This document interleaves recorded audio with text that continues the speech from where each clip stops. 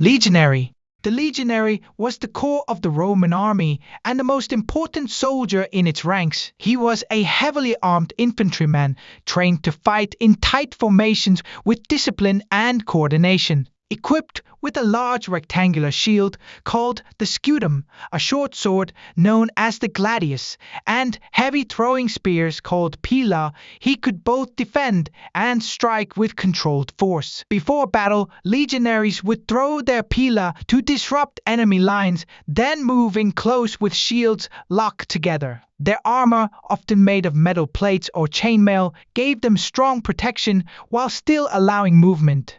Legionaries were Roman citizens, and their service was tied closely to loyalty to the state. Years of drilling and strict discipline turned them into a unified fighting force, and this consistency is what allowed Rome to build and hold such a vast empire. Auxiliary soldier. Auxiliaries were recruited from across the Roman Empire, and were not citizens when they first joined.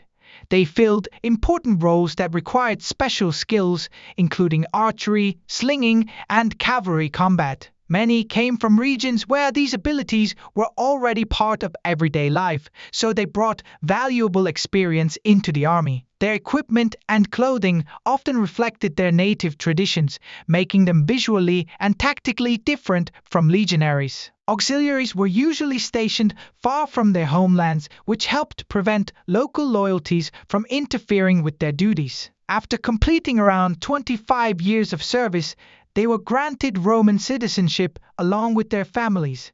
This reward encouraged loyalty and helped unify the empire over time. Praetorian Guard. The Praetorian Guard served as the personal protectors of the Roman emperor and held a unique position within the military.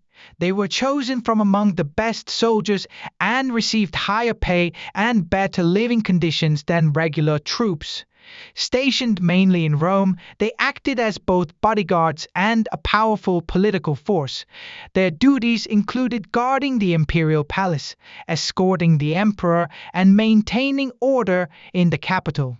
Over time, their influence grew, and they became deeply involved in politics, sometimes supporting or removing emperors. While they were trained fighters, their real power came from their proximity to the center of authority. This made them both a source of security and a potential threat. Centurion. The centurion was one of the most important leaders within the Roman army. He commanded a unit of soldiers and was responsible for maintaining discipline, organizing training, and leading men in battle. Centurions were often promoted from the ranks based on skill and experience, which earned them respect from the soldiers they commanded. They were known for their strict enforcement of rules and their willingness to fight alongside their troops. In battle, a centurion could usually be found near the front, directing movements and keeping formations steady under pressure. He carried a vine staff, which symbolized his authority and was sometimes used to discipline soldiers. Strong leadership from centurions helped ensure that Roman armies remained organized even in chaotic situations. Roman cavalry. Roman cavalry units provided speed and mobility that infantry could not match. Mounted on horses, these soldiers could travel quickly across the battlefield, making them useful for scouting, communication, and rapid attacks. They often guarded the sides of the army, known as the flanks, where enemies might try to break through.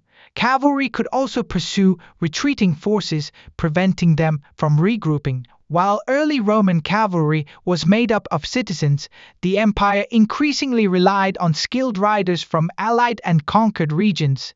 These soldiers brought advanced riding techniques and combat styles. Their presence gave the Roman army greater flexibility and helped it respond to different types of threats. Archers.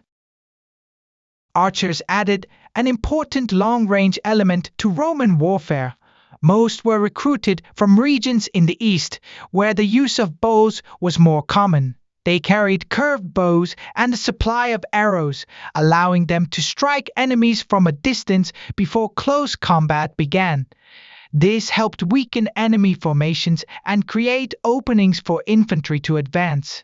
Archers were usually placed behind the main lines or on higher ground, where they could fire safely.